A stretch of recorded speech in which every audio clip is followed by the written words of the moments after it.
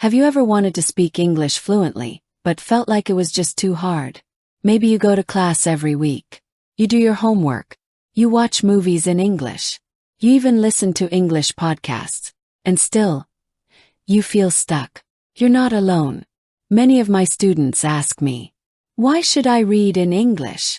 I already do so much. Is reading really necessary? And my answer is always the same. Reading is not only helpful, it's the most powerful way to improve your English. Let me tell you why. Chapter 1. The truth about reading. Reading might not look exciting. You sit down with a book. You're not speaking. You're not listening. Feels quiet, maybe even boring.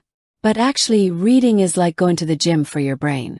Research shows that reading improves almost every part of your English. Your vocabulary, your grammar, your speaking, and your writing. Yes, even your speaking improves through reading. You might be wondering, how can that be? I'm not saying anything. Here's how.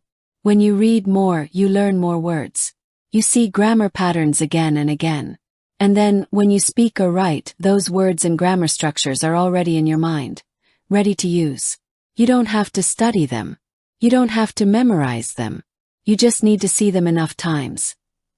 And your brain will learn naturally. Chapter 2. The experiment that changed everything. In the United States, there was an experiment in a school. Some boys were given free books. Not textbooks. Not grammar books.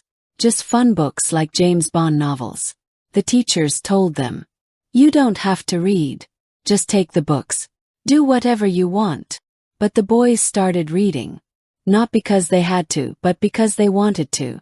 Some boys even read a book every 2 days. Years later, the results were surprising. The students who read just for fun got better at reading and writing, and they liked school more. The students who didn't get books, they didn't improve. Some even got worse. And here's the most interesting part. This didn't just work for native speakers. The same experiment was done in Fiji, and again in Singapore, with students learning English as a second language. Guess what? The students who read for fun improved more than the students who only studied grammar in class. And in grammar tests, the students who read more actually scored higher. So reading doesn't just teach you English, it teaches you to love learning.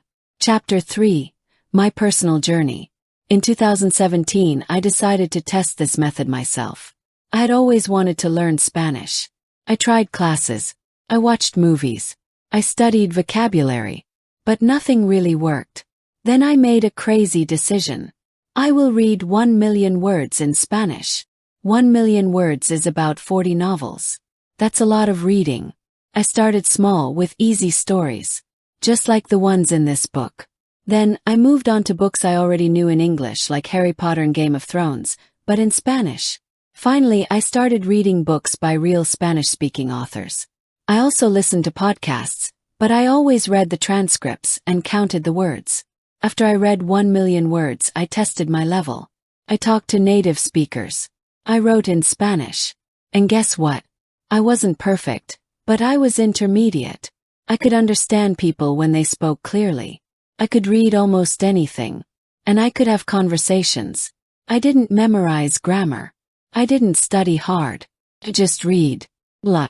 In 1 year, I improved more than most people do in 2 years. Chapter 4. What should you read? Now maybe you're thinking, okay, I believe you. I want to read. But what should I read? The answer is simple. Read what you enjoy. Fairy tales, detective stories, comics, magazines, even translations of books you already know. But here's the secret. It must be easy. If a book is too hard or too boring, stop reading it.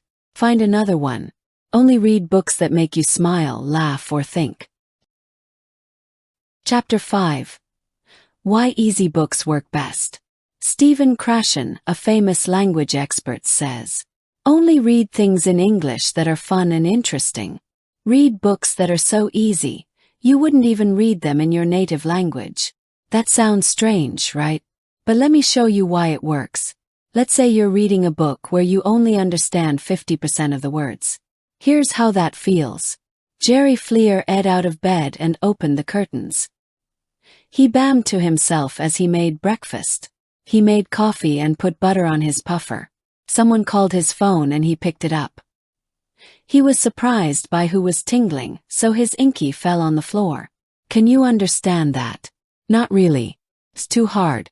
Now here's the same paragraph, but you understand 98% of the words. Jerry jumped out of bed and opened the curtains. He sang to himself as he made breakfast. He made coffee and put butter on his toast.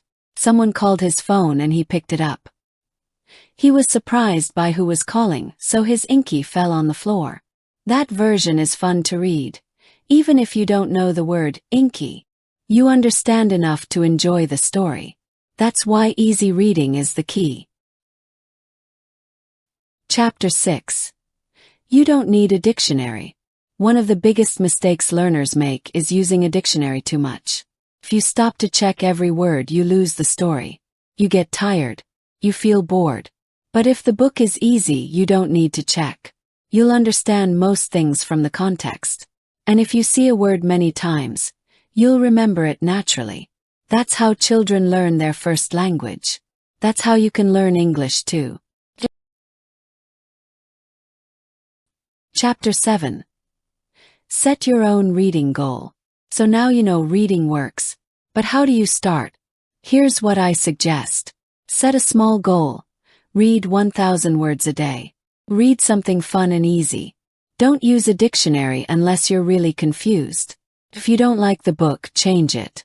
Track your progress. Count your words. Celebrate small wins. In 1 year, you'll read over 300,000 words. In 2 years, maybe 1 million. And one day, you'll say to yourself, "Wow, I did it." Chapter 8. Final thoughts. So now I ask you, are you ready to stop worrying about grammar? Are you ready to stop memorizing long word lists? Are you ready to try something new, and maybe something more fun? If yes, then pick up a book. Not a textbook. Not a grammar book. Storybook. Start small. Keep it simple. And don't stop. Because reading will change your English. And maybe it will change your life too. Open Book, thank you for listening. This was an English story from English Working Stories. If you like this video, don't forget to like, subscribe, and start reading today.